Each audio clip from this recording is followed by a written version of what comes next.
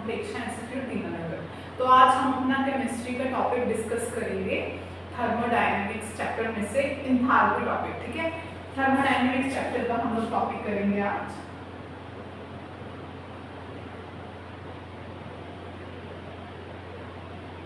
Enthalpy. तो enthalpy होती है heat constant at constant pressure. हमारे पास जितना भी हीट कंटेंट है पूरे सिस्टम का at constant pressure, heat content at constant pressure. ठीक है, मतलब कि हमारे पास जो एंथैल्पी का एक्सप्रेशन होता है वो होता है H is equal to U plus PV। H आपके पास होगा एंथैल्पी जो आपके पास हीट कंटेंट है, U होगी इंटरनल एनर्जी,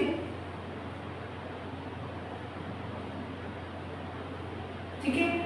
और जैसे मान लीजिए हमारे पास ये सिस्टम है, इसके बीच में ये क्या है, एटम और मॉलिक्यूल्स। ठीक है, U क्या है, internal energy between these atoms और मॉलिक्यूल्स, और PV क्या होगा, जो आपको वर्क डन लगा होगा ये सिस्टम क्रिएट करने के लिए। ठीक है, जो आपका प्रेशर होगा, जो आपके पास जो जितना भी वर्क लगा होगा टू एस्टैब्लिश प्रेशर और वॉल्यूम फ्रॉम एम्प्टी स्पेस। पहले तो आपके पास एम्प्टी स्पेस था, जितना आपको प्रेशर और वॉल्यूम चाहिए होगा इसमें क्या करने के लिए, इस सिचुएशन को क्रिएट करने के लिए, वो आपका क्या हो जाएगा, PV हो जाएगा, work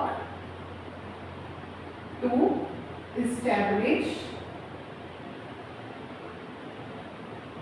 pressure P and volume V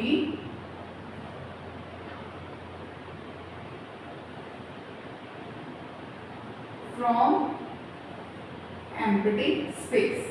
ठीक है, एम्प्टी स्पेस से एक कंडीशन आने के लिए जो ऑर्गन होगा वो क्या होगा आपका PV। तो इस तरह से ये एंथैल्पी का हमारे पास एक्सप्रेशन आ गया। ठीक है, सिग्निफिकेंस देखें तो इसका कुछ भी नहीं है हमारे पास। हम लोग क्या करते हैं, एक बात और आपको याद रखनी कि एग्जैक्ट एंथैल्पी हम कभी भी फाइंड आउट नहीं कर सकते, हमेशा हम change in enthalpy find out करेंगे। इस तरह से अभी हम देखेंगे जैसे कि हमेशा हम लोग डेल्टा H फाइंड आउट कर पाएंगे चेंज इन एंथैल्पी, कभी भी हम एक्यूरेट वैल्यू जो है एंथैल्पी की फाइंड आउट नहीं कर पाएंगे। Is equal to delta U, तो ये भी क्या हो जाएगा, डेल्टा PV। ठीक है, ये डेल्टा PV कैसे हो जाएगा, अगर मान लीजिए हमारे पास दो सिस्टम है P2 V2 P1 V1, तो डेल्टा PV किसके इक्वल आ जाएगा, delta H is equal to delta U plus delta P2 V2 minus P1 V1। ठीक है, change in enthalpy is equal to change in internal energy and change in pressure and work from two states, one state to two state. ठीक है, अच्छा हमारे पास इस situation की भी दो कंडीशंस होती हैं। ठीक है, एंथैल्पी की हम लोग दो कंडीशंस देखते हैं। एक तो अगर मान लीजिए आपके पास एट कांस्टेंट प्रेशर, अगर आप कांस्टेंट प्रेशर आपके पास, तो delta H is equal to क्या हो जाएगा, डेल्टा U प्लस कांस्टेंट को हम बाहर निकाल देंगे P डेल्टा P। ठीक है, अगर आपके पास मान लीजिए एट कांस्टेंट वॉल्यूम है, तो delta H is equal to delta U plus V delta P। 90% आपकी ये वाली सिचुएशन वाली इक्वेशन जो है वो यूज की जाती है। ठीक है, अभी हम लोग एक क्वेश्चन की एग्जांपल लेके देखेंगे कि किस तरह से आपको क्वेश्चन आ सकता है एंथैल्पी के बारे में, और कंपटीशन में फर्दर एग्जाम में उस तरह से हम एक क्वेश्चन की एग्जांपल लेके आपको दिखेंगे कि इस एक्सप्रेशन को हम किस तरह से यूज कर सकते हैं। ठीक है, फॉर एग्जांपल हमारे पास एक क्वेश्चन है, a non ideal gas goes from state 1 to state 2।